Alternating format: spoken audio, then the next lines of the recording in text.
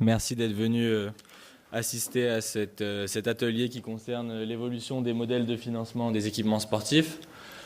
Donc pour cet atelier, on vous propose 4 interventions avec 4 intervenants qui représentent diverses structures. Tout d'abord, Madame Ariel Piazza, qui représente le CNDS.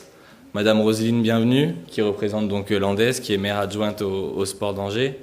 Monsieur Vincent Nolorgue, vice-président de la Ligue de football amateur. Et donc Monsieur Nicolas Blanc, qui représente le secteur privé, qui est président de Sport Value. Donc ce qu'on va vous proposer, c'est comme les ateliers de ce matin, c'est-à-dire 10 minutes de présentation par chaque intervenant, et ensuite on pourra lancer un débat et donc des questions-réponses avec vous. Donc je propose à Madame Piazza de venir commencer son intervention. C'est ici. Voilà. Je vous la mets en grand. Et après je fais ça. J'appuie là-dessus. Ouais, voilà. Normalement, vous pouvez bouger. Alors écoutez, bonjour à toutes et tous. Le CNDS, peut-être une toute petite précision avant, parce que je vais sûrement à un moment ou à un autre faire référence au terrain sportif, et je suis élue locale à la ville de Bordeaux depuis 2008, anciennement à Landes, et depuis le 1er janvier, toujours élue locale à la ville de Bordeaux dans le cadre du sport, de la jeunesse et de la vie étudiante, et présidente du CA du CNDS. Voilà en quelques mots mes fonctions. Et j'ai la grande responsabilité de vous parler du CNDS.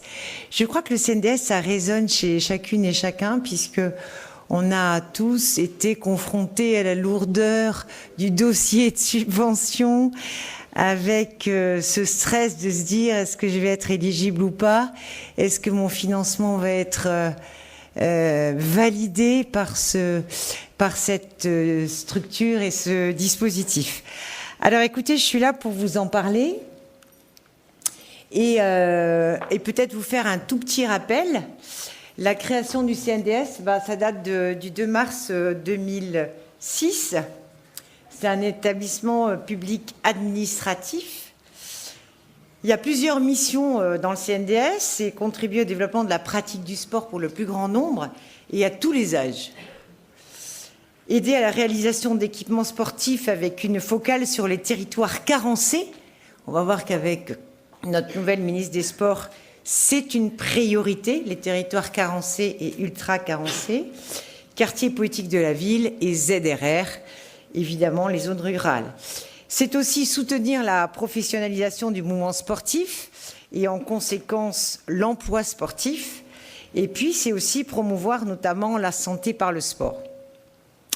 Alors le sujet d'aujourd'hui, c'est plus les équipements. Et je vous dirais aussi que il y a deux organisations, une organisation qui est définie au plan national et au plan territorial.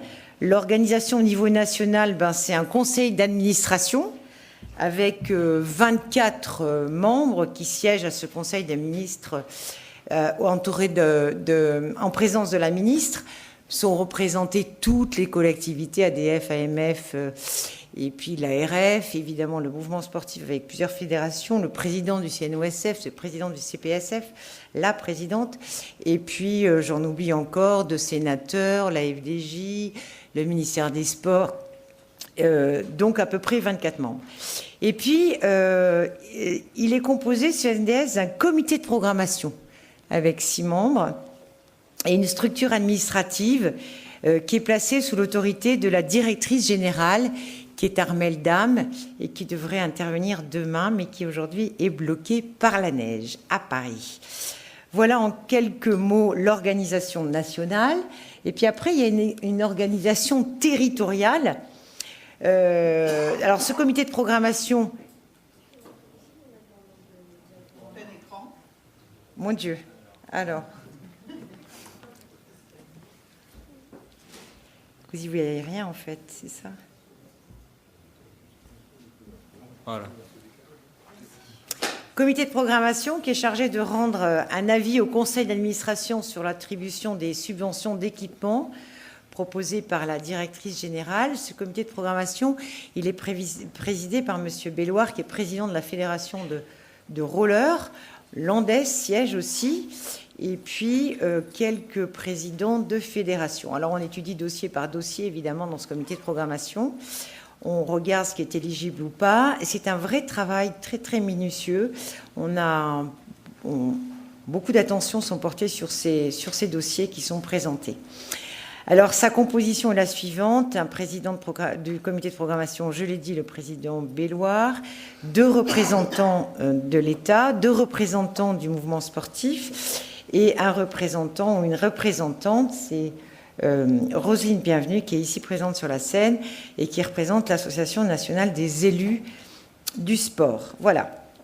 Alors, les décisions sont prises collégialement, après étude de tous les dossiers. Et puis après, il y a une organisation au niveau territorial. Là, je pense que je ne vous apprends rien. Dans chaque région, il y a un délégué territorial de l'établissement qui représente le préfet de région et qui est assisté d'un délégué territorial adjoint de la DRJ SCS. Il y en a 13 en métropole et 5 en outre-mer. Ensuite, il y a une commission territoriale dont le secrétaire est assuré par les services déconcentrés de l'État, chargés des sports. Il y a une organisation particulière qui est prévue en Corse et dans les collectivités d'outre-mer pour tenir compte des lois et des règlements qui les régissent, qui sont différentes de la métropole, ainsi que des caractéristiques sûrement géographiques et des compétences de ces collectivités. Donc là, je vous brosse le paysage que vous connaissez sûrement déjà. Alors, objectif 2018, on reste sur le sujet équipement cet après-midi.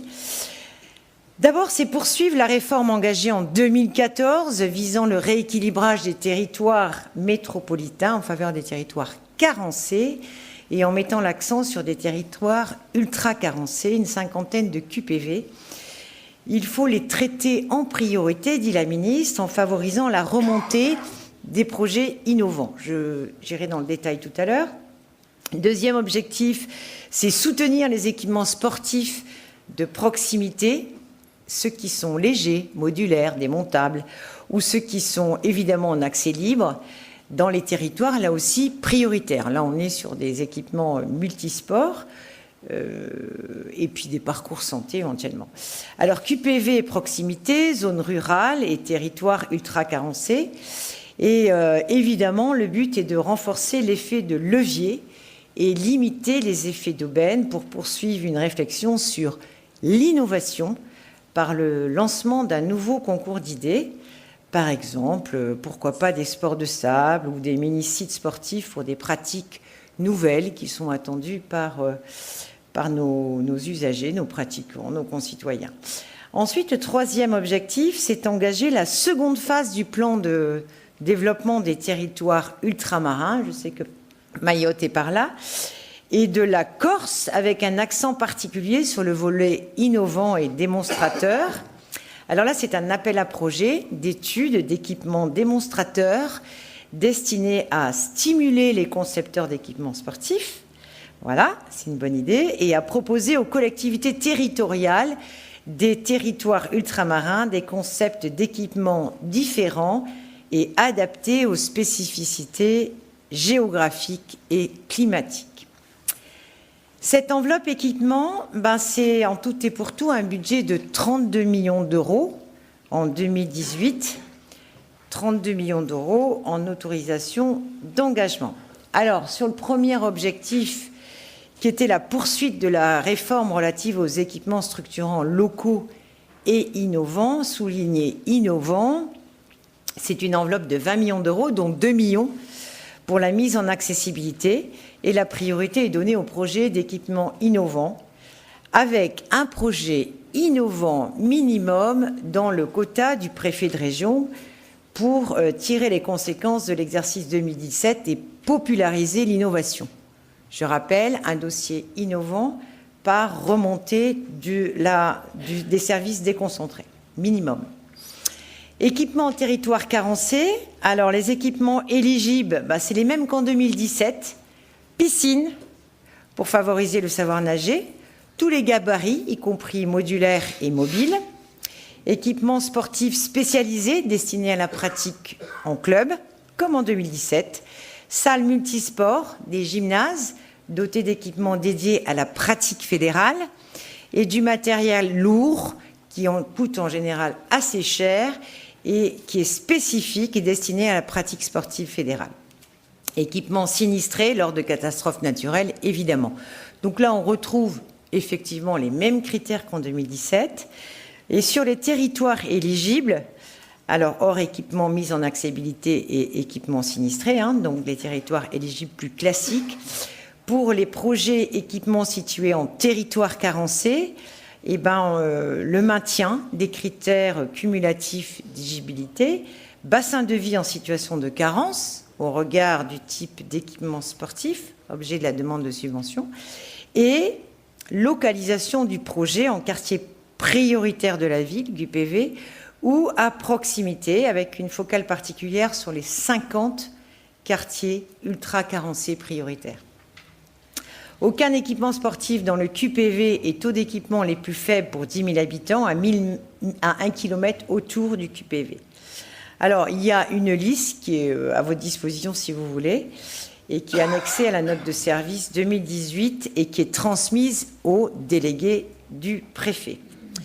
Ça peut être aussi une localisation en zone rurale, dans une zone de revitalisation ZRR, ou dans une commune inscrite dans un contrat de ruralité ou dans un bassin de vie comprenant au moins 50% de population en ZRR. Voilà un petit peu les critères. Le troisième objectif, c'est l'engagement de la deuxième phase du plan de développement des territoires ultramarins et de la Corse. Deuxième partie, c'est l'enveloppe Outre-mer et Corse de 7 millions d'euros. C'est le but, poursuivre le développement des territoires ultramarins et de la Corse. Équipements éligibles, tous les équipements. Conditions, inscription de l'équipement dans le diagnostic territorial approfondi ou le schéma de développement du sport, avant-projet ou projet validé en conférence régionale du sport ou équivalent, et la transmission de ces documents au CNDS. Territoire éligible, tous les territoires ultramarins et la Corse, il n'y a pas de zonage spécifique. Et travaux éligibles, construction à la rénovation d'équipements sportifs, ainsi qu'à l'acquisition de matériel lourd fédéral. Donc là, vous voyez la souplesse sur ces critères-là concernant l'outre-mer et la Corse, avec en plus un taux de subvention dérogatoire au 20% maximum du montant subventionnable. Donc, j'en ai terminé, non pas complètement. Participer au financement à la hauteur de 500 000 euros à la reconstruction des équipements sinistrés de Saint-Martin en Guadeloupe suite au passage de l'ouragan Irma. C'est une volonté, évidemment, de la ministre Laura Flessel. Sur les subventions d'équipement, financer des études de programmation faisabilité dans le cadre de l'appel à projets.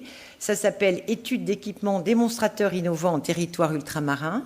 Vous le savez, il y a eu un appel au projet en 2017 auprès des collectivités. 3 catégories d'équipements innovants sont concernées. Équipements sportifs de proximité pour l'apprentissage de la natation, plateau sportif couvert permettant une pratique encadrée de sport non traditionnel, équipements permettant une pratique de sport santé. Voilà les 3 catégories d'équipements qui sont exigés et en plus innovants. 2 collectivités lauréates maximum pour chacune des 3 catégories d'équipements. Subvention d'études pour la réalisation d'études de faisabilité et de programmation, c'est toujours un coût ça, un montant de 50 000 euros maximum par étude et dans la limite de 300 000 euros. Nous allons arbitrer bientôt, puisque les lauréats seront désignés en mars 2018. Je vous rappelle que cet appel à projet a été lancé en novembre 2017. Alors, sur la campagne 2018, voilà quelque chose qui va vous intéresser. Il n'y aura qu'une seule campagne pour toutes les enveloppes. La remontée des dossiers au CNDS par les services de la préfecture, des préfectures, doit se faire pour le 15 juin 2018 au plus tard. Attention, ça c'est une date maximum quand ça arrive au CNDS. Ça ne veut pas dire que c'est la date qui correspond à votre région. Les services déconcentrés fixent leur propre date limite de dépôt des dossiers par les porteurs de projets. priorisation des dossiers par les préfets de région avant transmission au CNDS pour les dossiers, sauf pour les équipements sinistrés. Rappel, les dossiers de demande de subvention sont à déposer auprès des services déconcentrés départementaux lorsqu'ils existent, sinon région, et non au CNDS. Le quota est le même qu'en 2017, donc ça ne change pas. Et sur les territoires ultramarins et corses, c'est 1,5 fois de plus qu'en 2017, d'où cette priorité qui est donnée, encore une fois, à l'outre-mer et la Corse. Voilà en quelques mots. J'ai été très rapide parce que je pense que le mieux, c'est d'échanger ensemble. Mais ce sont un peu les nouvelles orientations de la ministre. C'est sa feuille de route et c'est ce pourquoi le CNDS va s'attacher à accompagner financièrement selon ses orientations nouvelles. Voilà. Merci. Merci Madame Piazza pour cette présentation du CNDS donc, et de sa politique à partir de 2018 en matière de financement des équipements sportifs. Et donc maintenant, je vais demander à Madame Roselyne Bienvenue de venir nous faire sa présentation concernant cette thématique du financement des équipements sportifs.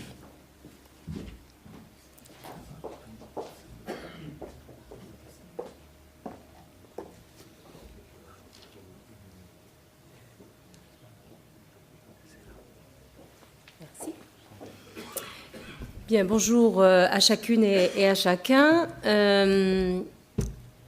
L'exposé de Madame Piazza vous met le contexte précis à la date d'aujourd'hui et nous enseigne sur les possibilités de financement du CNDS, dont vous avez eu quasiment la primeur, cher Ariel, parce que je crois que les notes d'orientation, elles arrivent, mais en tout cas, ce que l'on constate, c'est que l'État a resserré les conditions d'octroi du CNDS, et à cela j'ajoute qu'il y a une baisse globale, je crois, de 63,8 millions d'euros, puisque le ministère des Sports, comme tous les autres ministères, a été invité à participer à l'effort pour réduire la dette de la France. Donc moi j'interviens là dans l'instant en tant qu'administratrice de l'ANDES, l'Association nationale des élus au sport. Et j'y siège dans cette structure parce que je suis élue d'une ville de 155 000 habitants, la ville d'Angers, qui a eu la chance d'être 4 lauriers la semaine dernière au concours de la ville active et sportive. Donc voilà, au nom d'un collectif, je peux parler d'ici. Et puis, je suis première vice-présidente d'Angers-Loire Métropole, une communauté urbaine qui n'a pas pris la compétence sport pour le moment, mais j'agis pour que ça aille dans ce sens-là. Et enfin, je suis conseillère régionale des Pays de la Loire en charge des sports. Vous avez compris que je cumule, c'est assumé et c'est voulu. Mais je suis ravie de pouvoir donc là dans l'instant vous parler donc de l'évolution des systèmes de financement du sport. Tout de suite, quand j'aurai trouvé à la manière de faire descendre juste avec la flèche, elle ne veut pas, vous non plus, voilà, très bien. Et vous dire peut-être en liminaire que sur cette thématique-là, moi j'ai 2 précautions oratoires. La première, c'est de vous dire que quand on parle des modèles de financement des équipements sportifs, je vais parler de l'investissement, puisque c'est un peu aussi ce qui a été évoqué par Ariel Piazza tout à l'heure. Mais ne pas oublier le fonctionnement, parce que lorsqu'une collectivité territoriale décide évidemment d'investir dans un équipement, je sais très bien que tout de suite la question se pose, ou en tout cas devrait se poser, du fonctionnement, parce que c'est quand même ça qui, de manière constante dans les budgets, va venir impacter la manière dont la collectivité territoriale va pouvoir dégager des budgets.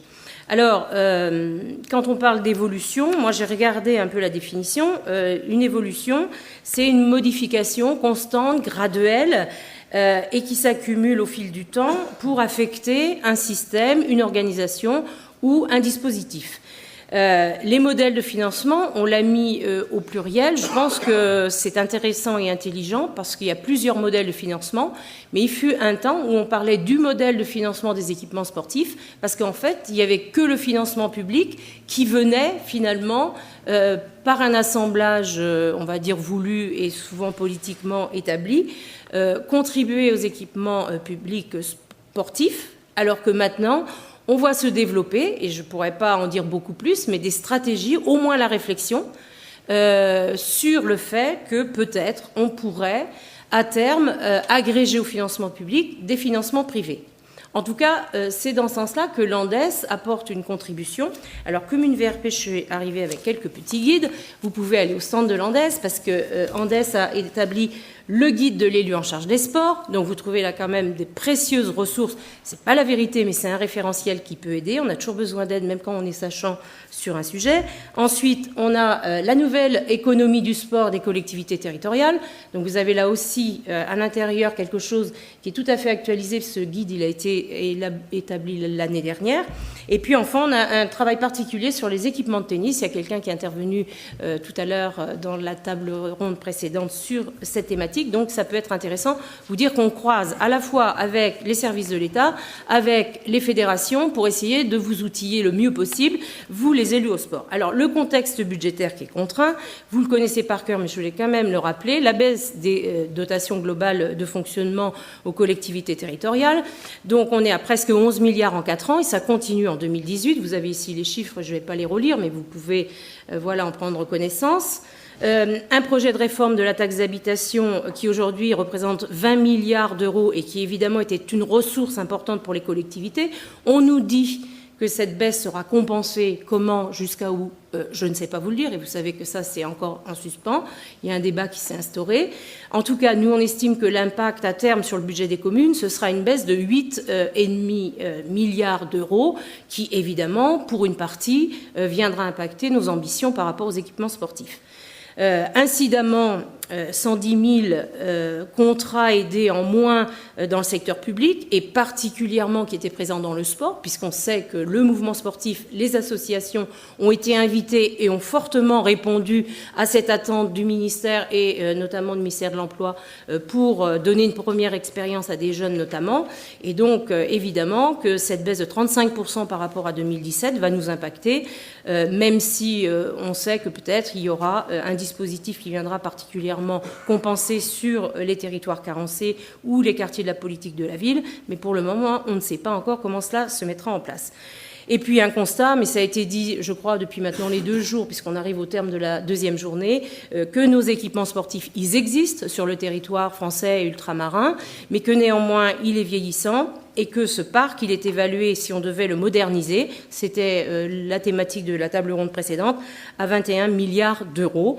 Donc ça, c'est un chiffre de 2019, nous sommes en 2018, donc c'est il y a 9 ans, donc vous rajoutez un petit peu, hein, tout augmente, donc pour ça également. Alors, le contexte territorial, c'est le Big Bang en France, vous l'avez suivi aussi. Alors là, moi, j'ai l'habitude de dire qu'on est, d'une certaine manière, à l'œuvre, les uns et les autres, les élus au sport et les services des sports. Entendez toujours dans mon propos, quand je dis les élus au sport, on ne peut pas vivre et exister et agir si on n'a pas la direction des sports et des loisirs, de l'éducation de l'enfant, je ne sais pas trop, mais enfin, selon vos communes, je ne les oublie pas. Marco, une petite pensée pour toi et toute ton équipe, bien évidemment. Donc pleine mutation parce que d'abord on a eu des lois, c'est presque de la musique, MAPTAM, janvier 2014, la loi NOTRe, 7, 8, 15, c'est pour vous donner un moyen mnémotechnique de se rappeler de cette loi NOTRe, le 7 août 2015, 7 plus 8 égale 15, je m'amuse un peu avec ça, mais c'est pour dire que maintenant, il y a 2 ans et demi que la loi NOTRe elle est passée, que normalement on devrait être en ordre de marche. Et avec les élus de l'ANDES, on avait un conseil d'administration la semaine dernière, on se disait que finalement, on est à peine en ordre de marche parce que le bloc métropolitain a été confirmé par la loi MAPTAM, ou en tout cas renforcé. Les régions, 12 métropolitaines, plus la Corse, ça fait 13, plus les territoires d'outre-mer, 5, ça fait donc, nous sommes 18 régions. Mais en fonction des régions qui sont restées dans leur format, d'autres qui ont fusionné et tout cela, eh bien aujourd'hui, compétence du sport de facultative, elle est passée à compétence partagée, mais on ne sait pas comment on partage le gâteau. Donc, moi, je considère qu'on est là en réflexion, on est en train d'essayer de se parler ensemble, parce qu'on dit « Ah, mais si, la commune, elle parle à l'interco, l'interco, elle parle au département, le département, il parle à la région, et tout ça parle avec l'État. » Moi, je vis autre chose. Je ne sais pas si vous, c'est pareil, mais ce n'est pas tout à fait comme ça. Chacun parle pour soi. Vous me direz, c'est pas mal, mais quand on dit qu'on fait ça ensemble, si on ne se lève pas le matin ensemble, si on n'a pas des projets ensemble, si on ne se dit pas bonjour et au revoir, je pense que nous ne vivons pas ensemble. Donc, ça veut dire que ce contexte territorial, qui est en pleine mutation, il nous pose une difficulté. Quand l'État se désengage, puisqu'on a vu les volumes financiers, quand les collectivités territoriales et le bloc communal en tout premier financent à 83-85% les équipements sportifs, et bien quand on parle d'évolution donc du modèle ou des modèles économiques en matière d'équipements sportifs, ça nous interpelle vraiment très fortement et ça nous oblige, je crois qu'une des ressources elle est là, à vraiment se mettre autour de la table, à confirmer que nous sommes en région, en interco ou au bloc communal, mais à se dire comment une politique est partagée. Est-ce que dans un territoire régional, on a envie de développer des équipements pour l'équitation, ou bien pour la haute montagne, ou si on est sur le littoral, pour la voile, ou bien est-ce qu'on se dit, bah non, nous on est au bord de mer, mais on va faire quelque chose pour l'escalade et la montagne. Tout ça est possible. Mais si ce n'est pas dialogué, si ce n'est pas partagé, je crois que le format économique ne va pas y passer. Donc voilà, c'est un peu de cette manière que nous, on ouvre les possibles, qu'on questionne, et on se demande comment, finalement, nous allons pouvoir agréger, puisque c'est ainsi que le ministère nous invite à le faire, des conférences régionales du sport, des conférences régionales consultatives du sport, qui, en fait, nous proposent de nous réunir régulièrement au rythme au moins d'une fois par an, peut-être 2 fois, pour mettre les acteurs du sport, bien sûr, les premiers concernés, puisqu'on a réaffirmé que l'équipement sportif, il ne peut pas exister s'il n'y a pas une pratique sportive, et que cette pratique sportive, elle est encore majoritairement organisée autour du club et des fédérations. Mais comme vous, j'ai entendu, au cours de ces 2 jours, qu'il y a un sujet, que toutes les fédérations voient leur nombre d'adhérents baisser, et que la pratique qu'on qualifiait d'inorganisée, qui était un mauvais qualificatif, pratique qu'on nomme maintenant autonome, indépendante, eh bien, elle questionne les collectivités territoriales et nos concitoyens nous disent « Qu'est-ce que vous faites avec nos impôts en dehors de la salle de sport, du gymnase, de la piscine ou bien du stade de foot ?» Je n'ai pas la réponse. Mais on voit bien que cette partie du sport qui se développe, alors je vais reprendre ton expression, ma chère Ariel, la ville est une invitation, c'est un grand terrain de jeu, et après tout, quand d'une certaine manière on dit qu'il faut développer la pratique sport santé, sport bien-être, sport en entreprise, enfin vous avez compris, hein, je vais arrêter là, et qu'on continue à faire un gymnase traditionnel, classique et tout, il y a un problème. Oui, je vois des têtes qui opinent, donc je ne vous ai pas perdu en route. Donc moi je trouve ça absolument génial, parce que quand on parle de faire évoluer le modèle de financement des équipements sportifs, c'est faire évoluer aussi les équipements sportifs tout court. Et alors là, il y a les conférences régionales, il y a les schémas territoriaux du sport, donc on nous invite évidemment à écrire. Et alors, il y a des exemples, hein, il y a des bonnes pratiques donc, qui peuvent nous inspirer. Donc, on a mis là, par exemple, la région des Pays de la Loire, donc, qui fait une conférence régionale du sport et qui, donc, invite les collectivités à dire ce qu'elles veulent financer, comment elles le financent et à quelle hauteur. Alors, je ne vous dis pas que ça ne se passe pas sans heurts. Hein. Des fois, on fait un vrai match. Il y a 2 couleurs de maillot et on ne prend pas tous la même couleur de maillot. Hein. D'accord, on est loyaux et respectueux de l'adversaire. L'essentiel, c'est qu'à la fin de la partie, on s'entende dans l'intérêt de nos concitoyens et pour le service public du sport. J'aime bien dire ça quand même, parce que la question fondamentale, c'est le service public du sport. Et donc, ça m'amène aussi à aller un tout petit peu plus loin pour considérer qu'il faut regarder d'une certaine manière, à diversifier les ressources financières, mais en considérant aussi ce qui se passe autour de nous. L'État baisse son enveloppe. Alors, moi, je suis militante pour cette question, avec une 40aine d'années d'engagement. Je ne veux pas que l'État baisse le budget du sport. Je ne veux pas. Mais maintenant, j'ai un maillot. Je ne sais pas qui a ce même maillot. Je peux faire un sondage. Qui ne veut pas que l'État baisse le financement du sport? Allez-y, n'ayez pas peur. Ariel ne regarde pas. Voilà. Et qui est d'accord pour qu'il y ait une baisse du financement du sport? Voilà, très bien. Bon sondage. Donc en fait, personne, puisque vous ne voyez pas, moi j'ai la chance de vous voir, personne ne veut que le financement du sport baisse. Pourquoi? Parce que c'est logique. Le sport, il est matriciel, il est incarné dans la cité, il a une vocation éducative. Point de suspension, vous avez 3 pages si vous voulez. Vous pouvez faire une thèse aussi là-dessus. Le sport, il est lien social. Le sport, il est intégration. Le sport, il est formidable parce qu'il donne à tous et toutes la possibilité de sentir la réussite. Sentir la réussite. D'accord ? Et sentir que je peux progresser. Ce que je n'ai pas réussi à faire à l'école. Ou si, j'ai peut-être réussi à le faire à l'école. Mais si je le fais avec le sport, c'est encore mieux. Et j'ai peut-être pas réussi à faire comme mes parents, ils m'ont dit de faire. Ou peut-être mes parents, c'est pas qu'ils n'ont pas voulu ou pas pu, mais point de suspension. Donc ça va, ça c'est précieux, et quand c'est précieux, on le protège et on le finance. Et ça représente même pas 1% du budget de l'État. Voilà, ça c'était mon petit coup de cœur. Alors, tout ça étant dit, il faut optimiser les ressources existantes, parce qu'il faut être sérieux, et je pense qu'avec les fédérations, nous devons aussi dialoguer. Parce que quand on parle le modèle de financement des équipements, ça ne veut pas dire forcément en construire d'autres, ça ne veut pas dire toujours plus, ça veut dire revisiter, et ça a été dit aussi pendant ces 2 jours, et les élus au sport via Andes, nous sommes totalement mobilisés, motivés pour travailler avec les fédérations et leurs instances fédérales décentralisées pour regarder comment, eh bien, on repense la pédagogie, comment on réinvente ou on invente les systèmes. Moi, j'ai fait du sport. Compte tenu de ma taille, vous aurez compris ce que j'ai fait comme sport. C'était du basketball. Et alors, on était en colonne par un pour apprendre le lancer franc. Qu'est-ce que je faisais? Parce que ça m'agaçait d'attendre le 12e tour, je tirais le short de ma copine. Et elle me disait, arrête de faire ça. Et on jinguait. Voilà, et on apprenait un peu le lancer franc, mais on faisait surtout le bazar.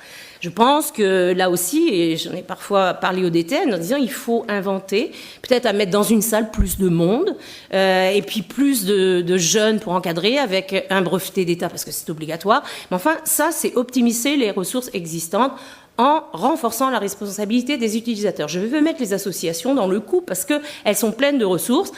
Mais souvent, elles viennent nous voir, nous, les élus au sport, allez, le tiroir à 100 balles. Vous savez, c'est comme, on avait les petites machines, on mettait 20 centimes, on tournait. Vous avez vu que je suis d'une autre époque, on tournait, il y avait un chewing-gum qui tombait. La seule surprise, c'était il était rouge, bleu ou jaune. Ou vert, des fois. Bon, ben ça, c'est terminé. Moi, je dis, il faut qu'on parvienne, et ça, on va le travailler avec Andes, à dispenser un discours qui consiste aussi à valoriser ce qui n'est pas de l'argent. Il y a plein de choses qui sont bien et qui ne passent pas par l'argent. Et on a des ressources ici formidables. Bon, on y travaillera avec Andes pour apporter des éléments.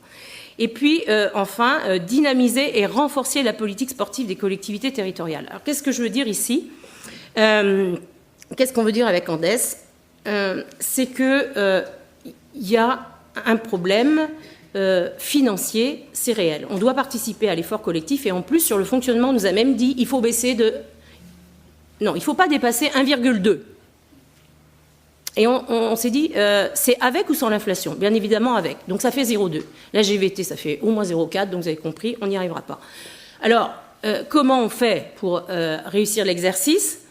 Et là, je le dis avec beaucoup de bienveillance et gentiment. Je pense qu'on a une ressource inexplorée et une chance inouïe, c'est que le terreau fertile des conseils municipaux, des conseils communautaires, des conseils régionaux, peut-être même au niveau de l'État, c'est que souvent, on n'a pas eu des bons élus au sport. Pardon de le dire comme ça. On a un mauvais héritage parce que, de tradition et d'histoire, on disait il ne faut pas être politique quand on est engagé dans le sport. Et si on va dans un conseil municipal, ça y est, on est politique. C'est pas bien. Donc, 2 écueils à ça, c'est que c'est pas que nos prédécesseurs ou vous-même ou moi-même, on fait pas bien le job, mais c'est qu'on n'est pas outillé en termes de méthode et de stratégie. Et donc, quand on va disputer le budget, le maillot, avec le maire, le président du conseil communautaire, vous avez compris, parfois on est un peu court, quoi. Et c'est pas possible. Parce que pour gagner un match, il faut avoir les outils du jeu, les règles du jeu d'abord, et le matériel rebondissant, vous voyez. Il faut y aller armé. Pas pour faire la guerre, mais pour jouer le match. Et là, je pense que Andes, enfin moi je proposais ça, qu'on ait du lourd pour équiper les élus au sport. Parce que dans la table ronde des débats, il y a des marges de progrès énormes.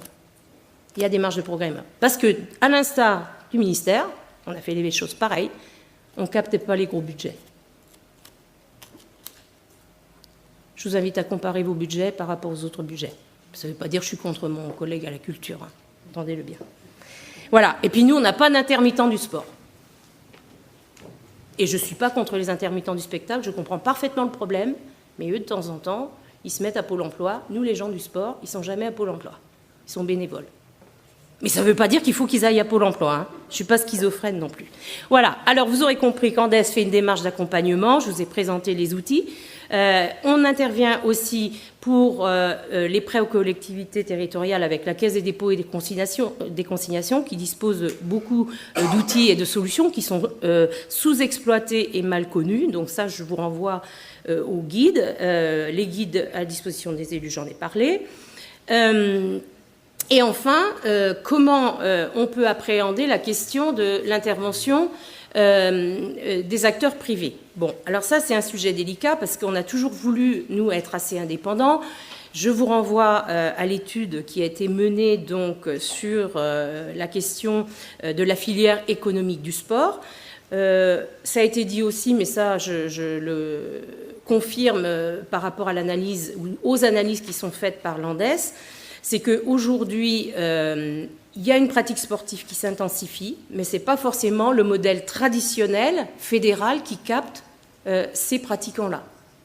Je dirais même pire, c'est que les gens, les sportifs, ils vont chercher de la prestation payante, et je vois ça dans les villes, vous aussi sans doute, quand je traverse une ville, et la mienne en particulier d'ailleurs, sur le fronton de boutiques où on va faire du sport avec un badge, c'est 29,99 par mois. Et nous, c'est 29,99 par an, les gens du sport. Et les dirigeants bénévoles, j'en suis, j'ai 40 ans d'expérience là-dedans, on est très fiers que ce soit pas cher. Mais c'est un mauvais trip. Ça, il faut arrêter tout de suite ça. Donc, on va aller chercher aussi des solutions auprès des adhérents. Et il faut faire de la pédagogie, il faut expliquer pourquoi. Mais là, il y a aussi un travail à faire. Et quand on porte certaines... Ça a été dit aussi, je répète des choses, mais des chaussures qui coûtent un peu plus cher, des maillots qu'on dit sublimés, etc. Et qu'au club, on donne 29,99 € par an. J'exagère, c'est un tout petit peu plus cher. Hein. Mais bon, en gros, quand on arrive à 100 €, et que parfois vos communes ou vos intercos, elles ont une aide à la licence pour les familles dont le quotient familial est inférieur à, je ne sais pas, mais on aide, que sur les quartiers de la politique de la ville, on aide aussi, on fait de la gratuité, etc., que le CNDS va donner aussi à ces quartiers-là. Je crois qu'on fait un hamburger d'aide aussi, et moi ça me questionne, ça. Ça me questionne. Donc voilà, il y a eu 4 axes donc, qui ont été retenus sur la question de l'économie de la filière sportive, 2% du PIB. Le renouvellement de l'écosystème du financement des équipements sportifs passe aussi par l'interpellation du mouvement sportif, des fédérations et de la manière de trouver des ressources en leur sein. J'en ai terminé. Voilà, merci infiniment de votre attention.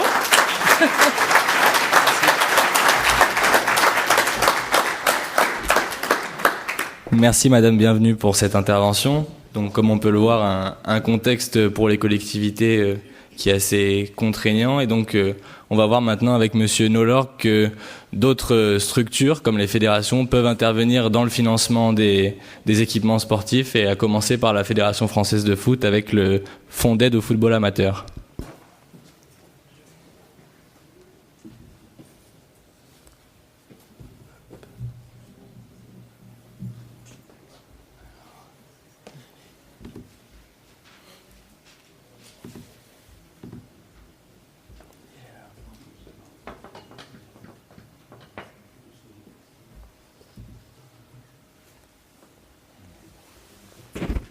Oui, bonjour à tous. Donc, je vais essayer de vous expliquer un petit peu ce qu'est le Fonds d'aide foot amateur.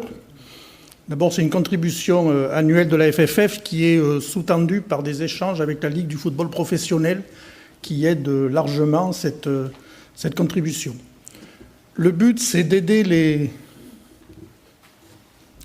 gens qui ont des projets à initier ce projet. Donc, on accompagne toutes sortes de projets. C'est ouvert aux instances du football, que sont les clubs, les ligues, les districts et les collectivités locales. Il y a 4 grands axes. Donc on aide pour l'emploi, on aide pour la formation, on aide pour le transport et les équipements. On reviendra plus longuement sur les équipements, c'est ce qui nous intéresse aujourd'hui. C'est l'emploi, c'est de l'aide pour les clubs et pour les instances du football. La formation, c'est des bonnes formations pour les éducateurs et vraisemblablement à partir de l'année prochaine pour les dirigeants et pour les arbitres, puisque pour l'instant les formations se faisaient un peu différemment. Bien entendu, pour les dirigeants, les formations de haut niveau seront aidées. Après, les formations de base, ça reste le quotidien des instances de proximité. Le transport, c'est une aide aux clubs et aussi aux instances pour acheter des véhicules. Pour les clubs, c'est des véhicules 9 places automatiquement. Donc une aide qui peut aller jusqu'à 20% du prix du véhicule. Puis les équipements installations, en grande partie pour les collectivités, aussi pour les ligues et districts et pour quelques clubs qui sont propriétaires de leurs interventions. Il y en a quelques-uns. Quelques chiffres sur les 3 dernières années. L'emploi, 1,09 million, la formation, 6 millions, les transports, presque 7 millions, et les équipements, 32 millions alloués par la fédération pour les équipements sur les 3 dernières saisons. Donc dans les 3 dernières saisons, 46 millions d'euros distribués par la fédération. Depuis la création en 2002, c'est 144 millions d'euros simplement sur les équipements et 10 000 projets aidés. Donc les aides pour les installations, que sont-elles? Pour l'année en cours, ça sera 15 millions. Donc plus de 250 millions au total sur tous les axes depuis 2002. Sur la saison dernière, c'est 97 terrains de grands jeux, c'est 129 clubhouses, c'est 676 projets aidés.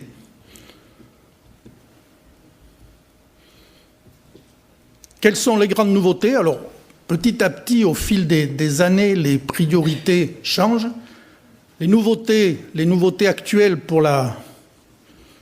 les quelques années à venir, c'est que maintenant on accepte d'aider au changement d'un revêtement synthétique, la création de football à 8, qui est une nouvelle pratique, l'utilisation des LED. Avant, pour les éclairages, nous aidions qu'aux créations et nous aidions pas les restaurations ou surtout les adaptations pour pouvoir classer son éclairage, pour pouvoir jouer de manière officielle.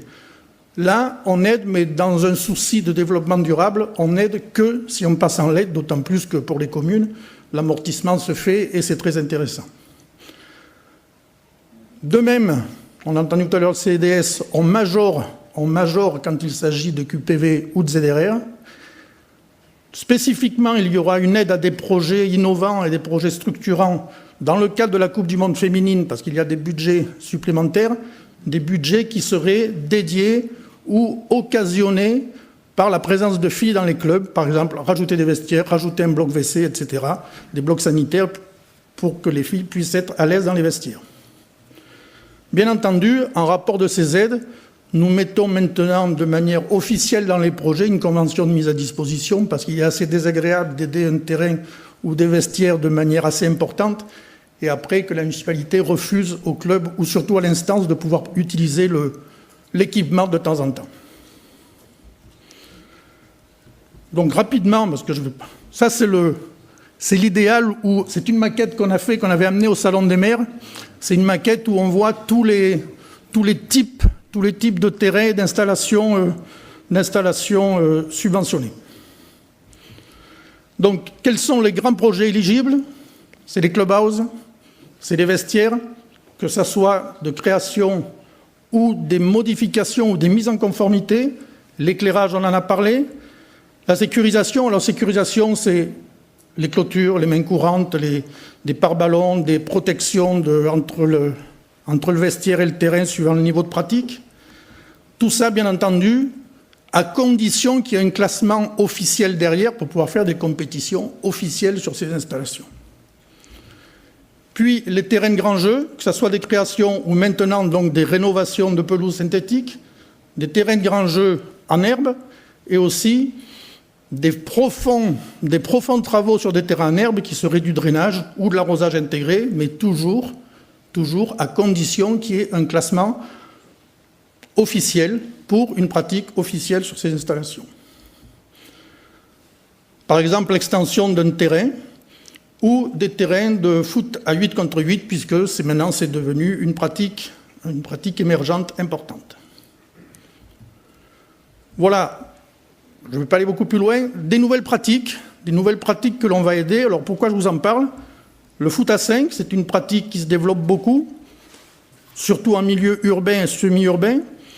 Tout ça pour... Bon, je ne vais pas parler des atouts de la pratique, ce n'est pas le sujet, mais pour vous dire que sur ces aides-là, nous donnons 15 000 € par terrain, mais l'UEFA met aussi 15 000 €, ce qui correspond à peu près à 50% du total.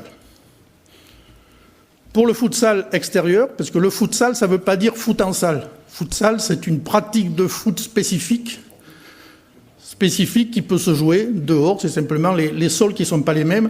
Bien entendu, quand on est dehors, c'est mieux d'avoir quand même un toit, même s'il n'y a pas de mur, pour pouvoir pratiquer plus souvent. Donc là, pareil, l'UEFA participe au financement. Et enfin, une pratique innovante, particulièrement dans votre région, c'est le beach soccer, où là, l'UEFA participe pas, mais la fédération aide aussi. Très rapidement, comment se passe un dossier FAFA? Donc la collectivité, en accord avec son club, a un projet de travaux. Elle télécharge les documents, elle prend contact le plus souvent possible avec le district, qui est l'organe de proximité qui peut venir, qui peut discuter du projet. Il y a des spécialistes de tout ce qui est conforme ou pas. Puis une fois que ce dossier est rempli, il passe par le district, puis le district l'instruit, il passe à la Ligue. Depuis cette année, nous avons donné aux ligues régionales la possibilité de valider seuls certains dossiers, que ce soit les transports ou tous les dossiers de sécurisation. Tous les dossiers un peu plus importants, pour l'instant, remontent encore à la fédération, et puis c'est la fédération qui valide. Voilà pour l'instant. L'évolution, si vous voulez, on se pose la question. C'est vrai que les aides, ce n'est pas neutre. Nous sommes dans un questionnement, que ce soit pour l'emploi ou que ce soit pour les installations.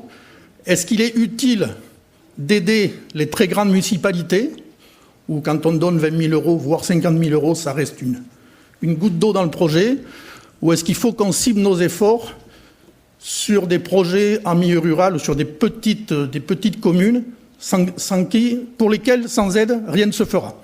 Donc c'est une idée qui trotte en ce moment, en particulier dans la tête de notre président. Essayez peut-être de cibler les aides à ceux qui en ont vraiment le plus besoin. Merci.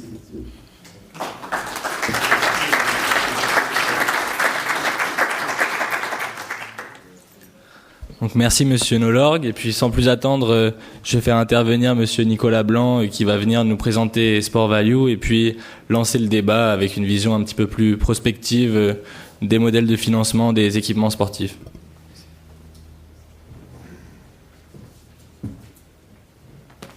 Merci.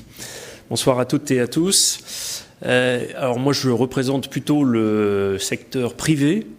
Mais contrairement aux autres intervenants, je ne suis pas venu avec une présentation, je n'ai pas de produit à vous vendre ou de service à vous vendre. Je voudrais plutôt qu'on engage des débats et qu'on profite de la présence d'élus importants qui représentent des strates extrêmement importantes du financement des équipements pour débattre et pour lancer des questions et essayer d'aborder des points qui sont parfois incompréhensible pour l'usage ou l'usager, j'allais dire, final de nos équipements sportifs.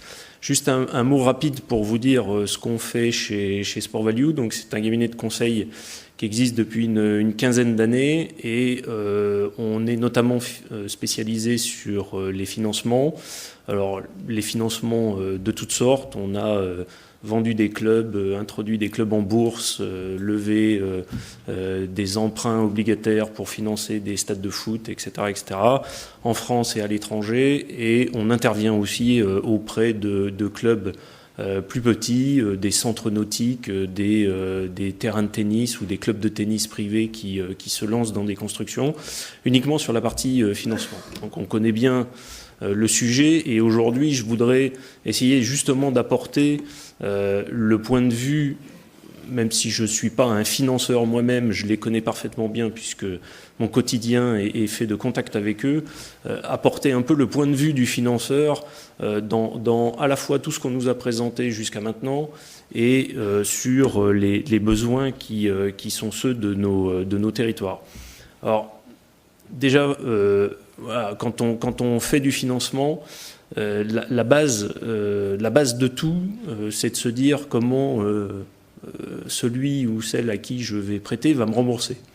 Donc, ça n'a pas posé beaucoup de problèmes ces 30 ou 40 dernières années entre les banques, les établissements financiers et les collectivités locales, parce que c'était considéré comme une très belle signature et il n'y avait pas de risque d'impayé ou de non-remboursement. On a vu malheureusement ces 5 à 10 dernières années plusieurs cas de collectivités qui se sont mis dans la difficulté et qui aujourd'hui ne sont plus considérées comme des signatures.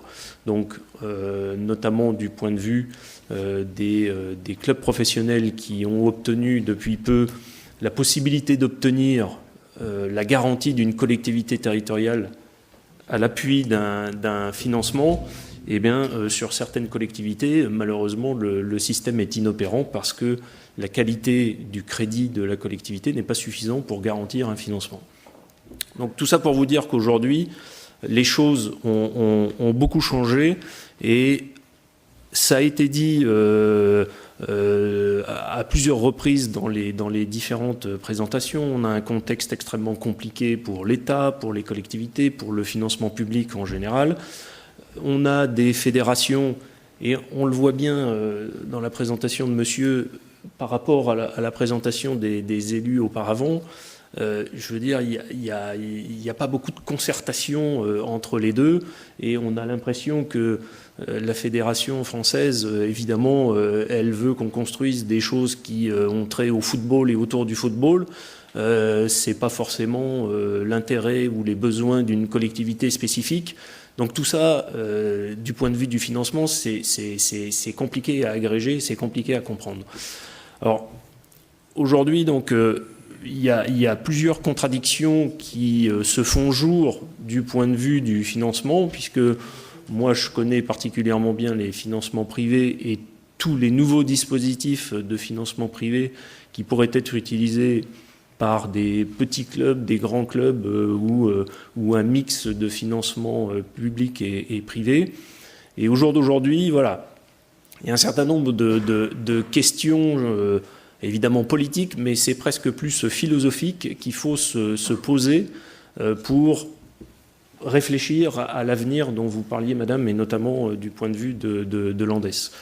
L'une des premières grandes contradictions, c'est les financements qui se font sur des périodes de long terme, et quand je dis long terme, c'est même très long terme, donc 20, 25 ou 30 ans, sur des équipements qui, en général, au bout de 10 ou 15 ans, sont obsolètes.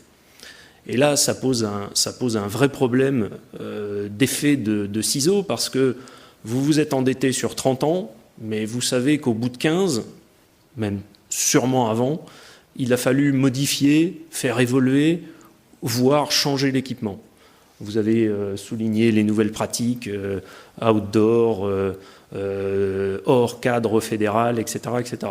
Donc aujourd'hui, il y a une vraie contradiction pour un financeur d'aller accompagner un projet sur lequel on lui dit « j'ai besoin d'un financement sur 30 ans parce que ma situation économique ne me permet pas de faire mieux », mais l'équipement, il est obsolète au bout de 15 ans. Ça, c'est un vrai problème. La deuxième contradiction quand on est un financeur et qu'on réfléchit à octroyer un financement, je le disais tout à l'heure, la première question c'est comment je fais pour me rembourser. Et donc, assez basiquement et assez logiquement, on octroie un prêt lorsqu'on sait qu'une activité peut générer une capacité de remboursement. On a dit tout à l'heure que les collectivités étaient contraintes financièrement, que c'était de plus en plus difficile. Il ne faut pas compter uniquement sur la capacité de remboursement de la collectivité, mais il faut que les activités qui soient intégrées dans les équipements sportifs, à un moment donné, puissent générer un revenu, un budget, de façon à ce que on puisse le modéliser et l'apporter comme une garantie dans le cadre d'un financement. Tous les financeurs que nous, on côtoie, nous, on est spécialisés dans le sport, donc on sait leur expliquer qu'une activité sportive, c'est récurrent, ça revient tous les ans, et qu'il y a de plus en plus de pratiques, il y a des revenus qui se créent chaque année, etc., etc. Et il y a des banques aujourd'hui qui ne demandent plus l'hypothèque sur le terrain, les bâtiments, la caution de je ne sais pas qui, etc., etc., mais qui acceptent d'être garanties par des revenus futurs générés par une activité. Alors j'en arrive à une troisième contradiction, parce que dans ce cadre-là, ça veut dire que pour générer une activité, et vous l'avez signalé, madame, tout à l'heure en faisant la distinction entre l'investissement et le fonctionnement est effectivement fondamental, qui porte l'activité en question dans les équipements sportifs. Et au jour d'aujourd'hui, quand vous vous adressez à un club professionnel, l'équipement sportif, c'est son outil de travail. Donc c'est parfaitement contradictoire avec un équipement polyvalent, multi-usage, ouvert à tous, etc., etc. J'imagine qu'en tant que les élus parmi nous ont eu des sujets houleux avec leur club professionnel.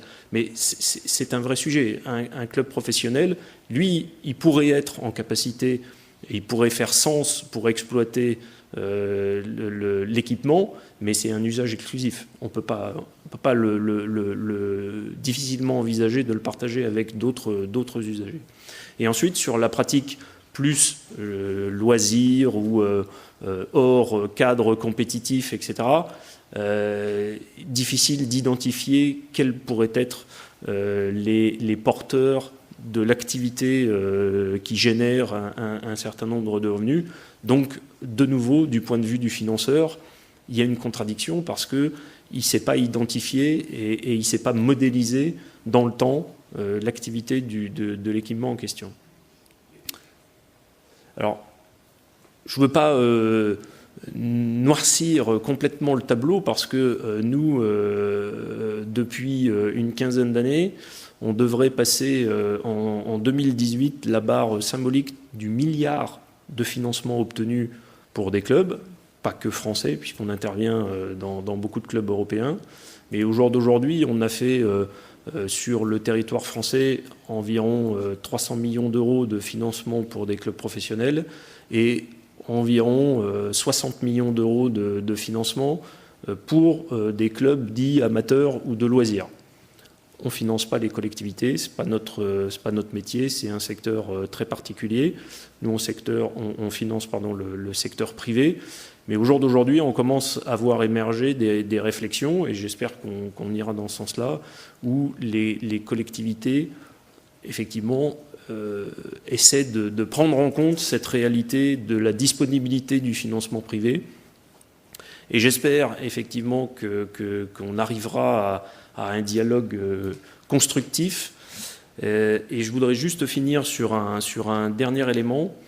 Moi, je suis toujours un peu gêné par la multiplicité des dispositifs qu'on nous présente, qui sont les uns à côté des autres, alors que si vous arrivez à vous y retrouver dans les méandres de chaque dispositif, vous pouvez peut-être cumuler. Bravo, parce que c'est pas simple. Mais je me dis que, basiquement, quand on a de ce côté-là 10, de ce côté-là 10 et de ce côté-là 10, plutôt que d'aller chercher 10 individuellement, à un moment donné, il est beaucoup plus facile de raisonner en se disant j'ai 30 disponibles et sur la base de ces 30, je vais aller chercher un financement. Vous avez parlé tout à l'heure d'effet de levier. Ça, c'est un sujet qui me parle comme financier. Mais voilà, aujourd'hui, un financeur et un établissement de crédit, je veux prendre l'exemple d'une banque française classique, elle préférera toujours prêter à un organisme type CNDS, qui connaît parfaitement ses utilisateurs, plutôt que d'aller financer elle-même un club ou une collectivité pour un projet. Parce qu'elle sait très bien que le rôle d'un organisme comme ça, c'est de connaître, d'être sur le terrain, de connaître les besoins, etc. Donc, voilà, je vous lance l'idée. Pourquoi pas une activité du CNDS comme la BPI du sport? Parce qu'aujourd'hui, on n'a aucune banque qui soit capable de faire une stratégie de financement dans le sport, alors que si on mettait la caution, voire la garantie du CNDS derrière, les banques viendraient abonder à vos financements. Et là, l'effet de levier, c'est 5 à 10 fois. Voilà. J'espère qu'on pourra lancer un débat là-dessus. Si jamais vous avez des questions, évidemment, je serai ravi d'y répondre. Merci.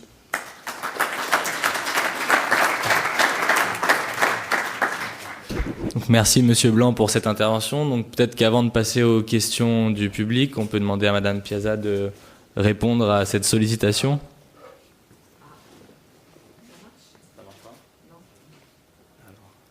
Essayez peut-être l'autre, et sinon... Le micro sonne. Oui, non, ouais.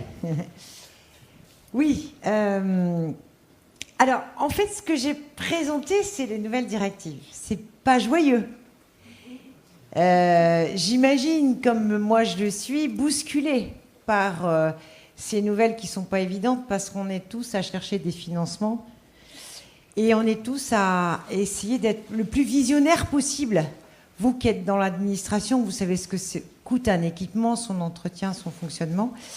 Et nous, élus, on est obligés aussi de se projeter dans l'avenir. Donc, ce que je vous ai annoncé, c'est pas brillant. Pour autant, je pense qu'on est vraiment à un virage. C'est-à-dire que c'est un budget de transformation, évidemment, qui est dans une démarche de solidarité gouvernementale, mais n'empêche que. Il faut se poser la question de se dire 36 millions de pratiquants, 16 millions de licenciés. Voilà. Est-ce qu'il ne faut pas que la ville soit, ou le village soit un terrain sportif, un stade à ciel ouvert?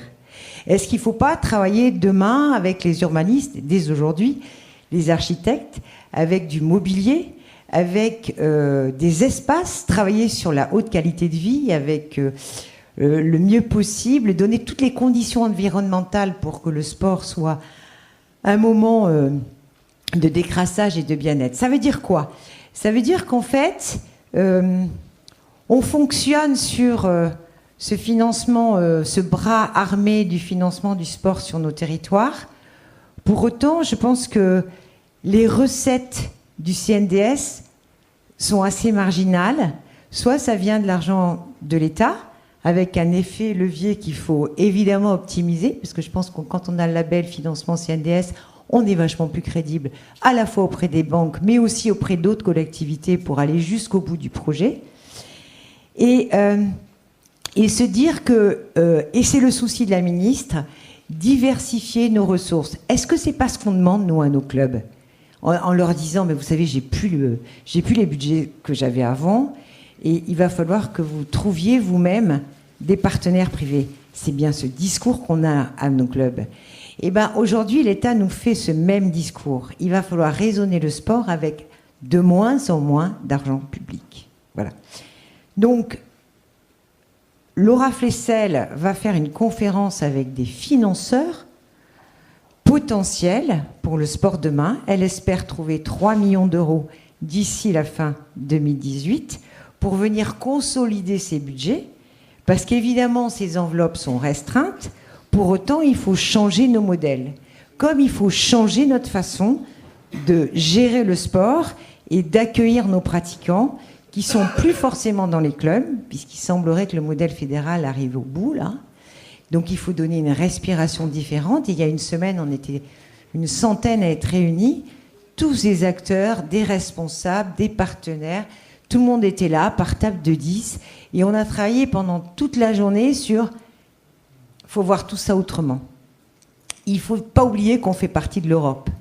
Il faut aller voir chez ses voisins, mais se dire aussi peut-être que l'Europe va nous imposer une structure d'organisation. De toute façon, il faut rénover notre organisation du sport aujourd'hui. Voilà. Et ce virage, il faut le prendre. Et je crois que les JO 2024, qui sont les JO de tous les Françaises et les Français, ne sont pas les JO parisiens, je le dis souvent. D'ailleurs, cette enveloppe de 20 millions d'euros héritage société, c'est bien aussi pour s'approprier ces JO. Et je ne pense pas que ce soit une communication de plaquage séduisante. Je pense vraiment que ces 20 millions d'euros, ils sont là aussi pour augmenter la pratique et faire en sorte que chacun, chacune soit invité à faire du sport près de leur domicile, tout près de chez eux. Donc en fait, Paris 2024 va être voilà, le moteur et va insuffler ce nouvel élan. Je pense qu'il faut tous réfléchir. Cette conférence a eu lieu mardi dernier. Il va y en avoir 4 thématiques, 4 séminaires avec 4 thématiques différentes pour donner des conclusions par la ministre en juin. Et là, je pense que tous, on doit être attentifs à ce qui va se passer demain. Quelque chose se passe de nouveau. Et c'est vrai qu'il y a moins de budget, mais ça va nous inciter à recentrer nos missions, travailler à l'essentiel, être sur la sélectivité, être sur les priorités et se dire au fond, j'ai l'habitude de construire des gymnases sur ma commune. Mais si je faisais des préaux au lieu de faire des gymnases, un préau c'est 1,5 million. Un gymnase c'est 3 millions, un 4 millions, voire 5 millions si on fait des grands vestiaires, hommes et femmes. Donc voilà, c'est d'autres manières et c'est pour ça que ces projets, ces appels à projets d'équipements innovants, c'est pour inciter nos ingénieurs, nos chercheurs, nos experts à nous aider aussi sur une démarche plus éco-responsable, plus mutualisée, sur des espaces modulaires, mobiles. Il faut qu'on soit sur des intercos, il faut qu'on se rassemble ensemble pour réduire tous ces coûts et rationaliser notre action, parce que c'est ça qu'il va falloir faire demain. Et je pense que la ministre, là, pour l'avoir un peu vue ces temps-ci, elle est extrêmement motivée pour vous aider. Hein. C'est pas un budget, je vous laisse tomber. Hein. C'est un budget, on part de là et on va essayer de tirer le meilleur avec ces moyens qui sont évidemment plus faibles, mais en se disant qu'il faut se renforcer au niveau du partenariat privé. Ça, c'est un message que je voulais vous transmettre, parce que tout à l'heure, j'ai été très... parce qu'il fallait que je vous donne un peu toutes ces nouvelles orientations. Pour autant, j'ai un message d'encouragement. Je suis une élue, je travaille avec des services, il y a beaucoup d'administrations ici dans le public. Il faut qu'on se serre les coudes. Il y a des schémas des directeurs territoriaux sur la région. Il faut qu'on travaille tous ensemble, même si on n'a pas le même maillot. On est là pour effectivement faire en sorte que le sport se développe. Et l'idée quand même, c'est 3 millions de pratiquants supplémentaires jusqu'en 2024. Et je pense qu'on va y arriver. Merci. On va peut-être passer maintenant aux questions dans le public. Donc n'hésitez pas si vous avez des questions à poser à l'un de nos intervenants. Personne ? Monsieur ? Oui, je souhaitais poser une question quasiment à chaque intervenant. Donc, Piazza, par rapport au CNDS, j'avais rencontré votre directrice il n'y a pas longtemps, c'est sur les modalités, les modalités de remplir pour nos bénévoles ces fameux dossiers CNDS qui parfois, lorsque vous êtes un bénévole, c'est pas évident. Voilà, donc est-ce qu'il y a une réflexion sur le territoire, alors sur chaque département, région, pour faciliter, tout simplement, je reste dans le basique, je dirais, remplir ce fameux dossier pour pouvoir l'instruire. Ça, c'est la première question pour un bienvenu. Au niveau de l'ANDES, à quand un guide, puisqu'on parle de différents financements qui arrivent de partout, alors chaque région va... voilà, chaque département parfois, d'autres sources de financement. J'allais dire, à quand un guide pour aider tout le monde, alors bien évidemment les élus, mais aussi les gestionnaires, pour aider tout le monde, qui puisse chaque année, alors c'est ambitieux, chaque année nous dire, ben voilà, vous avez un guide, voilà, et à l'intérieur, je suis en région de Bourgogne, en région Rhône-Alpes, Auvergne, Occitanie, voilà, ça se passe comme ça, voilà, pour aider et je dirais faciliter la vie un petit peu de tout le monde. Pour le président, enfin, pour la Ligue de foot amateur, je sais qu'au niveau professionnel, bien évidemment, il y a un soutien. Mais demain, si les clubs sont propriétaires des stades, etc., est-ce qu'on aura toujours ce soutien en termes de financement par rapport au FAFA de la Ligue professionnelle? Et si on ne l'a pas, demain, est-ce que la Ligue de foot amateur pourra elle-même, toute seule, ça me paraît difficile, pouvoir continuer, parce que c'est une aide importante. Et après, bon, c'est vrai qu'avec le privé, j'ai pas forcément trop de questions, parce que... Moi, j'ai une bonne réponse à vous donner. Voilà, en définitive, vous avez fait une présentation qui est tout à fait intéressante, sauf que vous avez indiqué que vous êtes potentiellement présent, vous pouvez, voilà, mais sincèrement, j'ai pas encore, enfin, en tout cas, j'ai pas tout à fait compris de quelle manière. Voilà, alors, peut-être que vous n'avez pas tout saisi, mais de quelle manière. Allez, j'y vais la première. Monsieur le Président Landis, vos questions sont très pertinentes. C'est vrai que ce dossier est épouvantable. J'ai vu tellement de présidents sur ma commune galérer et voir mon service sport les accompagner et passer du temps, parce que c'est vrai que c'est un petit peu le signe de l'administration française. Hein. Nos dossiers sont tous beaucoup trop lourds et compliqués. J'en fais, j'en fais une priorité. Je vais essayer de travailler avec les services du CNDS. Il y a 20 personnes qui sont là dans les services, et j'en fais une priorité pour essayer de voir comment on peut le désherber un peu. En tout cas, il est dématérialisé. Jusqu'à ça, c'est quand même un petit peu plus facile de l'avoir sous ce registre-là. Et après, comment vous dire, et vous savez quand même que c'est assez discriminant, parce que c'est ceux qui sont les moins formés, les moins au courant, qui sont pénalisés. Donc la sanction, elle est double. Hein. C'est compliqué. Puis en plus, quand tu comprends pas, ben, tu vas pas jusqu'au bout et tu n'as pas du tout de subvention. Donc ça, je l'ai réalisé. Je l'ai réalisé sur mon terrain. C'est à moi. J'ai réalisé sur mon terrain communal, et je pense qu'il y a un vrai effort à faire. Évidemment, j'aimerais bien l'année prochaine, si je suis là, vous dire j'y suis arrivée. Mais c'est pas simple. Alors, je passe à Monsieur le Président. Je suis que vice-président de la LFA, ce qui est déjà pas mal. Oui, donc, pour te répondre, on se connaît assez. C'est que l'aide du football professionnel, dans le cadre du FAFA, a été actée lors d'une AG à Lille. C'était quand on a fait toute la nouvelle gouvernance fédérale suite à notre brillante prestation en Afrique du Sud. Donc il a été acté que l'aide pour le FAFA était de 2,5% des droits télé et des paris. Donc la seule chose qu'on peut apprécier, bien que des gens critiquent le PSG, comme ça va faire monter les droits télé, de toute façon, ça fera plus d'argent pour le foot amateur. Donc ça, c'est acté dans le marbre. Et je pense qu'on ne pourra pas aller en arrière.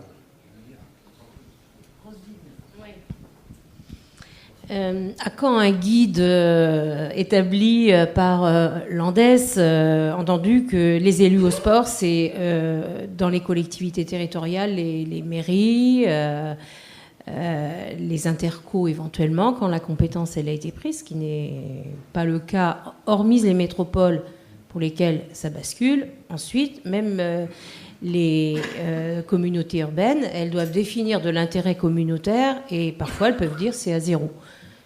Et commencer par des fonds de concours sur, par exemple, de l'investissement.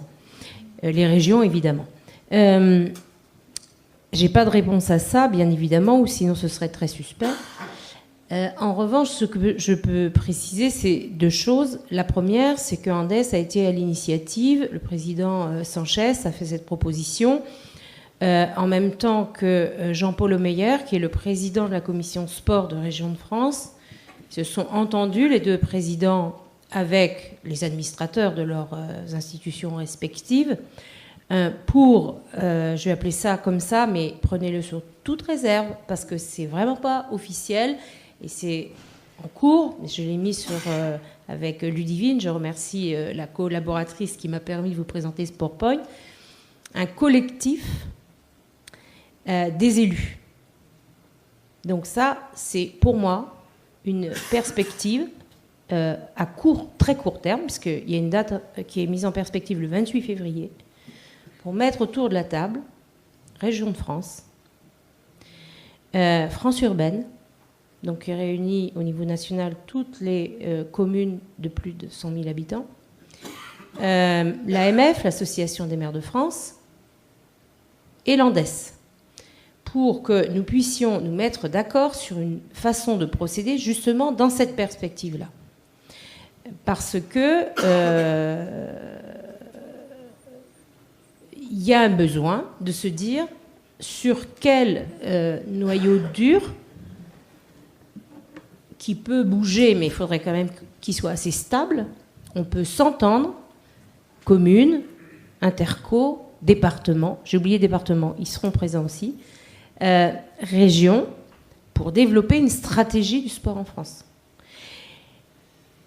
Et le second point, c'est justement les préconisations du ministère pour que nous travaillions à des schémas et que nous réunissions des conférences consultatives. Parce que je pense qu'il y a là une marge de progrès facile et rapide. C'est intéressant pour nous, parce qu'il ne faut pas perdre trop de temps. Pourquoi je dis ça? C'est parce que dans cette France qui est très administrative et structurée, vous le savez, il y a 2 missions de service public qui sont, comme disent les patoisans par chez moi, égoillées. Il n'y a pas de cadre, il n'y a pas de contraintes, et c'est même pas obligatoire. Sport et culture. Alors ça tombe bien parce que chacun et chacune fait ce qu'il veut. Et là, on a vu les ruptures d'égalité quand même, quand les régions se sont élargies, et quand on a assemblé 10 départements, je parle sous le contrôle de Jean-Paul Meyer qui m'a dit, mais on a 10 dispositifs différents dans ma région, au niveau départemental. Alors, allez voir ça. Donc maintenant, moi je me dis, il faut regarder la carte de France et de se dire, si je veux faire du sport, où est-ce que c'est le mieux d'aller finalement? On pourrait le voir comme ça aussi. Pour le coup, ça peut être un appel territorial. Non, ça c'est pas sérieux de faire comme ça. Mais donc tout ça pour dire que sans vouloir avoir sur cette compétence-là des injonctions qui nous sont données par l'État, parce que ce serait ça finalement, je tiens trop à la mission de service public et à la vocation éducative et sociale du sport, et même citoyenne, parce que depuis 2015, janvier-novembre, quand même, on nous a rappelé quelque chose avec des S, et on nous a dit le sport dans les quartiers sensibles par rapport à l'endoctrinement, enfin vous continuez en 3 pages ou 10 pages, c'est comme vous voulez. Moi, je suis d'accord avec ça, mais en même temps, ça a un coût quand même. Hein. Donc, il faut qu'on arrive à s'entendre au niveau des collectivités territoriales pour se dire comment est-ce que l'on s'y prend dans une compétence qui est de service public, mais qui est libre. Et quand on passe, et je finis là-dessus, du bloc communal à l'interco, en fait, on n'a rien de décidé ensemble et on ne pourra jamais décider ensemble. Et je conclue un petit peu de cette manière. Parce que quand on parle du service public distribution de l'eau, vous avez tous de l'eau chez vous, je pense. Le robinet, il coule. Vous le fermez pour vous laver les mains quand vous avez mis le savon ou vous laissez couler. Moi, je sais ce que je fais et ce que j'ai appris à mes enfants.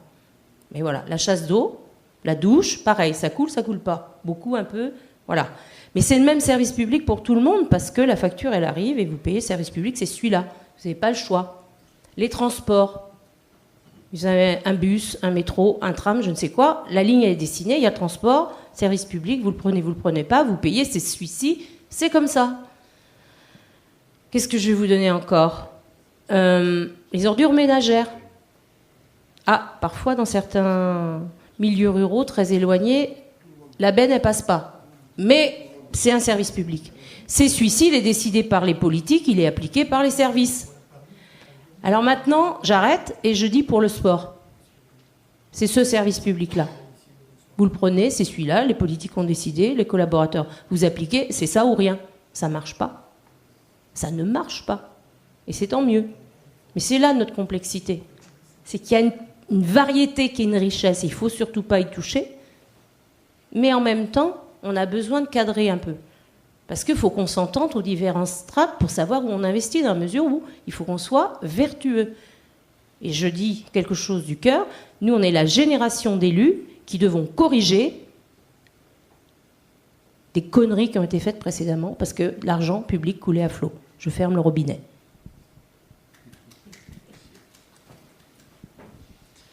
Et je vais essayer de vous répondre concrètement et je vais prendre 4 cas très concrets sur chacune des interventions. Je vais commencer par les JO 2024. Pour présenter le dossier des JO 2024, l'État a dû présenter une garantie que le budget serait financé. Deux options, soit elle le prend sur le budget de l'État, et donc elle obère les comptes nationaux, et elle avait un peu de mal à le justifier auprès de la Commission européenne, ou alors elle fait appel à une couverture, je ne veux pas donner trop de détails, mais une couverture d'assurance qu'on est allé lui chercher dans 13 pays différents, d'assureurs privés qui ont couvert le budget des JO pour éviter à l'État français de prendre sur son budget. Sur l'aspect des équipements sportifs, monsieur a expliqué que dans le marbre était inscrit le financement de ces dispositifs qui vient sur le foot des droits télé, des droits télé qui sont donc vendus par la ligue professionnelle et qui sont donc issus du résultat et j'allais dire du spectacle offert par les clubs professionnels. Eh bien, quand une ligue signe un contrat de droit télé, elle le signe là sur le cycle actuel pour un montant d'à peu près 1,345 milliards sur 4 ans. Et pour qu'on soit sûr que dans 4 ans, les dispositifs puissent être assurés ou le CNDS abondé par la taxe Buffet, eh bien, la ligue professionnelle, c'est pareil, elle doit se couvrir pour être sûre que ses diffuseurs vont bien la payer. Et donc, elle fait encore une fois appel à nos services parce qu'on sait aller couvrir ce genre de sujets extrêmement complexes. Autre exemple, vous demandiez un peu désespérément, mais comment on s'y retrouve, comment on fait, il y a tellement de choses, il y a tellement de couches, etc. On a travaillé pour le comité olympique, le comité national olympique et sportif, où on leur a créé une plateforme à l'attention des clubs et même des ligues ou districts ou comités départementaux, une plateforme dans laquelle on peut trouver sur son territoire la liste des dispositifs d'aide ou de subvention ou d'accompagnement, tout un tas de dispositifs, c'est pas forcément financier, pour son propre territoire. Voilà encore une fois une opération concrète qu'on a menée pour le compte du comité olympique. Et juste pour terminer, je ne suis pas là à vendre ma sauce. Encore une fois, je viens du privé et voilà, moi j'ai besoin de payer des salaires, j'ai besoin de rembourser des emprunts, j'ai besoin de faire progresser ma boîte. Donc j'ai pas le même, je peux pas avoir le même mode de raisonnement ni de fonctionnement.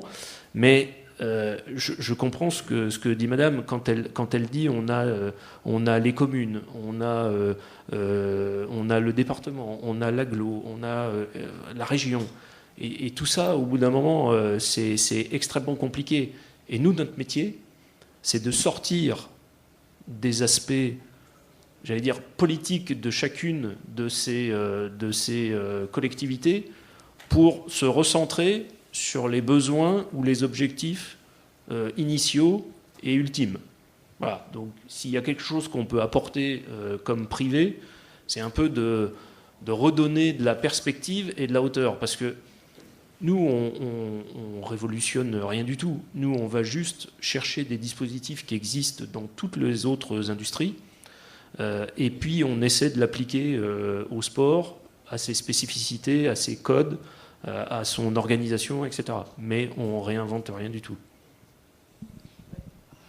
Merci. Je voulais juste ajouter quand même que quand on regarde les budgets cumulés des différentes collectivités territoriales sur un sport donné, qu'il soit amateur ou professionnel, ça représente quand même des budgets. Et je vais illustrer mon propos parce que samedi soir, j'étais dans une salle de sport sur un club de NM2 en basket, bon bref, et puis on avait une conversation et il y avait un des dirigeants qui me disait oui, mais bon, voilà, c'est compliqué pour boucler le budget de la saison, etc. Bon, oui, c'est vrai, on est en M2, mais vous voulez qu'on monte, etc. Tout ça était vrai. Et je lui dis, vous êtes chef d'entreprise? Il me dit oui. Et je lui dis, ça représente combien 750 000 € dans le budget de votre entreprise? Il a tout de suite compris de quoi je voulais parler.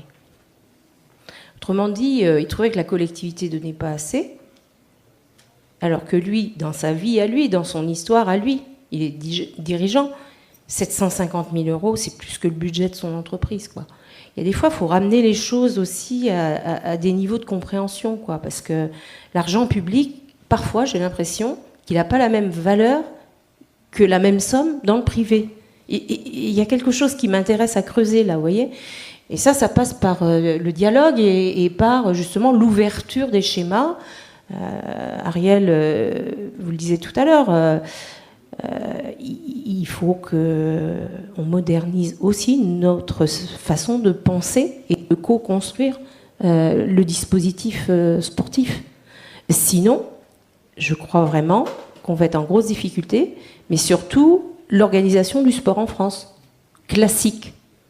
Et nos concitoyens, ils iront chercher autrement et ailleurs ce que nous sommes finalement tous mobilisés pour nourrir ce service public du sport. Il faut être très très vigilant par rapport à ça. Je crois qu'il y avait des questions. Alors, monsieur avait levé la main tout à l'heure. Bonjour, je suis le responsable sud-est de la France de la société Agro-Espace. Je vais vous poser 2-3 petites questions. En général, je ne fais pas plaisir parce que je file des coups de pied et je n'ai pas ma langue dans la bouche. J'aimerais savoir comment fonctionne le CNDS pour les terrains multisports en accès libre. Je vous donne un exemple.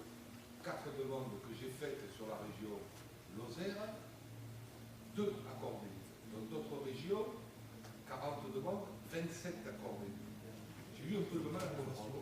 Bon, dans le Lozère, ils ont de l'oseille, ils sont un peu comme ça peut-être. Parce que c'est pour ça que je n'ai pas trop envie de parler de foot, de ballon, parce qu'aujourd'hui, on fait du naming, bientôt on va faire du Neymarding. On parlera que de Neymar, de choses comme ça. Donc, ce que je voudrais bien savoir aussi, c'est aujourd'hui, une seule question, j'arrive de Barcelone, je vais investir dans le paddle. Est-ce que le CNDS subventionne le paddle ou pas? Oui. Oui. Associatif ou privé? Non, pas privé. Pas privé. Non. Des fonds pour les associations. Oui. D'accord. Est-ce qu'il y a une hauteur, un montant, une hauteur, 30%, 20%? Ça rentre dans les équipements de proximité, le paddle, comme ça peut rentrer dans des équipements. C'est plus dans les. On en a financé combien? 3, 4 sur 2017 parce que ça commence à émerger. Mais c'est très intéressant le paddle parce que c'est de la mixité et ça nivelle les niveaux. Un très grand joueur de tennis, je viens du tennis, peut jouer avec un débutant au paddle en s'éclatant. Donc c'est vraiment une façon de jouer ensemble, dans le plaisir, à 4. Donc on optimise l'espace jeu puisqu'on est 4 sur un espace jeu. Vous venez du tennis? Vous venez du tennis? Oui. Donc vous avez été en Espagne voir un peu le paddle? Oui, mais c'est ahurissant. Vous avez vu un peu le développement en 15 ans? Mais les Espagnols nous étonnent, ils forment les jeunes surfeurs champions d'Europe alors que les jeunes surfeurs n'ont jamais vu la mer. Juste avec des vagues artificielles. Ils sont incroyables les Espagnols.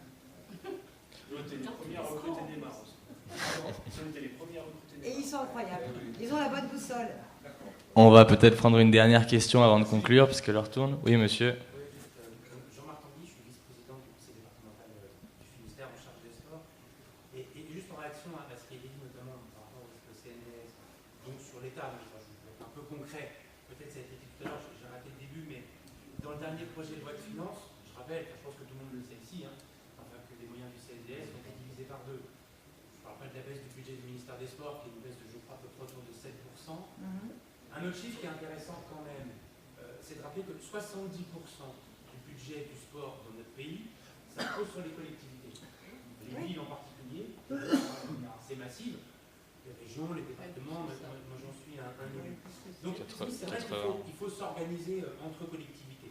Il y a des endroits où ça fonctionne sans doute mieux qu'ailleurs.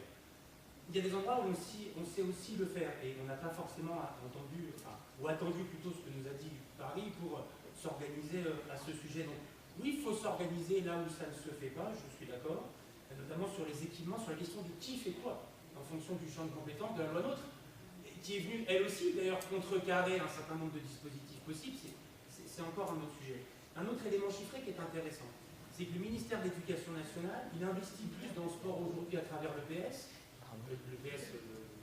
sportive, que le ministère des Sports en tant que tel.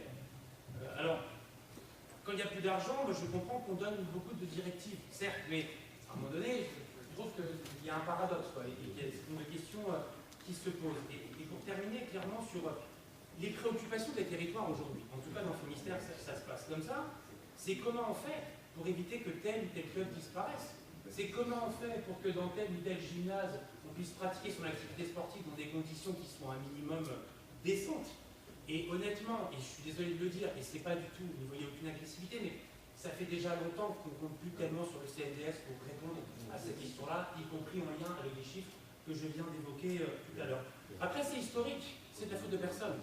On est dans un pays qui, de toute façon, n'investit pas dans le sport. On le sait. On pourrait parler de Catherine Plevinski, par exemple, peut-être je mélange un peu tout, mais qui était une grande championne de natation qui vivait quasiment à la rue. On pourrait parler de champions d'athlétisme qui aujourd'hui bossent à mi-temps à Décathlon, qui ont du mal à nourrir leurs gamins, etc., et qui sont en concurrence, notamment aux Italiennes, qui, elles, sont payées, pas de façon d'ailleurs scandaleuse, mais de façon, en tout cas, pour pouvoir exercer un sport toute la journée, et quand on est en concurrence avec elles, forcément, c'est un petit peu compliqué. Donc, et là, vraiment, j'arrête, et voilà, mais les Jeux Olympiques, moi, évidemment, je veux bien sûr, je suis le premier, le président du Sénat du Finistère, on met le pins, on soutient, et c'est très important, effectivement. Et ce sera une grande fête populaire, mais quand même, entre les emplois aidés, entre la disparition progressive des moyens du CNDS dans nos territoires,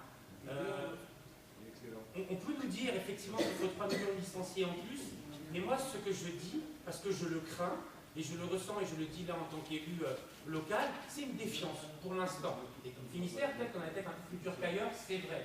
Mais dans le Finistère, ce que je ressens, et je ne sais pas si c'est le cas ailleurs, c'est une défiance par rapport aux Jeux Olympiques. Et c'est terrible, parce que ça ne devrait pas être le cas. Mais c'est une défiance globale des acteurs du mouvement sportif. Et juste, si j'ai un dernier message à faire passer, et ce qu'il ne faut pas oublier, et c'est sans doute le plus important, c'est que les athlètes qui vont aller à Paris 2024, ils viennent de nos clubs.